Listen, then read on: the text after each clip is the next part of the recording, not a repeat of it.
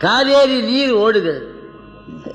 காவேரி அங்க ஒரு வெண்ணாவல் மரம், அந்த வெண்ணாவல் மரத்தின் மேல ஒரு சிவலிங்கம்.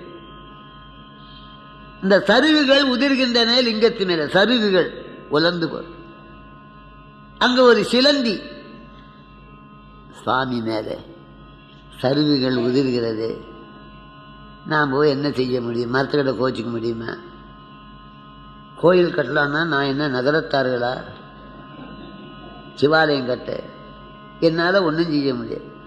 அது நொந்து வெந்து அழுது தொழுது சிலந்தி வாயிலே 100 வரும்.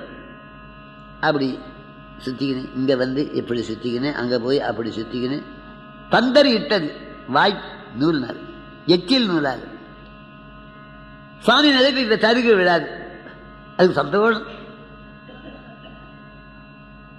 அந்த சுவாமிக்கு பந்தரிட்ட புண்ணியத்தாலே கோச்சங்க சோழனாக திறந்த சுவாமிக்கு என்ன, அந்த ஆத்மா கொண்டு அந்த அம்மா வயிற்றில் வச்சு விடுறார்.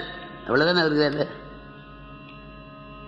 சில பேருக்கு தண்ணி இல்லை, பால் இல்லை, அரிசி இல்லை, பருப்பு இல்லை, பாய் இல்லை. கடவுள் இல்லைன்னா எல்லாம் இல்லைன்னு. ஒன்னே ஒன்று இல்லைன்னா இப்போ எல்லாம் இல்லைன்னா. இது அரியன்னு சொல்லலை, வள்ளுவர் சொன்னார். இலறு பலர் ஆகிய காரணம் நோற்பால் சிலர் பலர் நோறாதவர். கடவுளை உண்டுன்னா எல்லாம் உண்டு. நீருண்டு, பொழிகின்ற காருண்டு, விளைகின்ற நிழலுண்டு, பலனும் உண்டு. வள்ளலார் பாடுறார். இதை வள்ளல் பெருமானார் பாடுறார். வாய்ச்சங்கு நூலிழைத்த வாய் சிலந்தி தன்னை உயரு கோச்சங்க சோழன் என கூட்டினையே. ராமலிங்க அடிகளார் பாடுறார். நீதிபதி வேற ராமலிங்க. நீங்கள்லாம் நிதிபதி, அவர் நீதிபதி. இங்க அநேக பேர் சதிபதிகளா வந்திருக்கிறார். வீட்டுக்கு அதிபதி.